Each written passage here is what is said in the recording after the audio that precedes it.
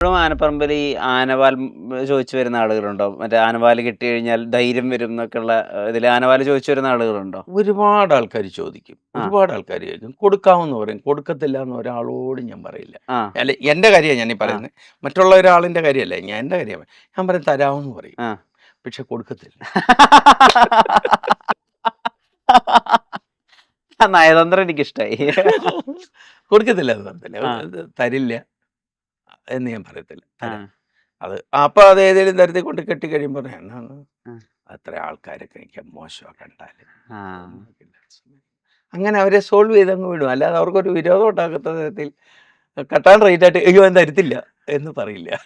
അവര് ശരിക്കും ഈ ആനവാൽ അങ്ങനെ കൊടുത്തത് ആനയ്ക്ക് ഒരു ബുദ്ധിമുട്ടാവുന്ന അവസ്ഥ ഉണ്ടാവാറുണ്ടോ? ഒരിക്കലും അത് പാടില്ല ശരിക്കും. ഉം, ഇതിനൊരു അഴകോട് കൂടി ഇതിന്റെ ഇതിന്റെ നമ്മളിപ്പോ ഒരു പൂരപ്പറമ്പിൽ പോയാൽ പല ആനകളെയും നമ്മൾ കാണുമല്ലോ. ഉം, ചിലതിന്റെ വാല് പകുതിയേ കാണത്തുള്ളൂ. ഉം, അതൊക്കെ എന്തെങ്കിലും ആപത്ത് പറ്റിയിട്ട് മുറിഞ്ഞു പോകുന്നതാ.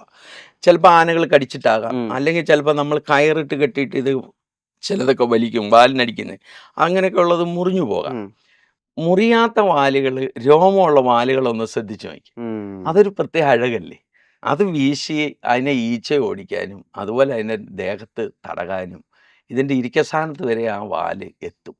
ഇതിൻ്റെ ഇരിക്കസ്ഥാനത്ത് വരെ എത്തുന്ന വാലുകളുണ്ട് ആനകളുടെ. അതായത് നിലത്ത് കിടന്ന് മുട്ടുന്ന വാല് ഇരിക്കസ്ഥാനത്ത് വരെ എത്തും.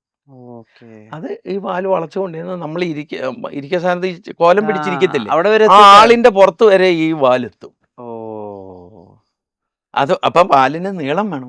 അല്ലേ എത്തില്ല കേട്ടോ. അപ്പൊ ആനവാൽ ആരും ചോദിക്കരുത്. ചോദിക്കും. ചോദിക്കാത്തവരാരുമില്ല. ആഗ്രഹിക്കാത്തതും ആരുമില്ല.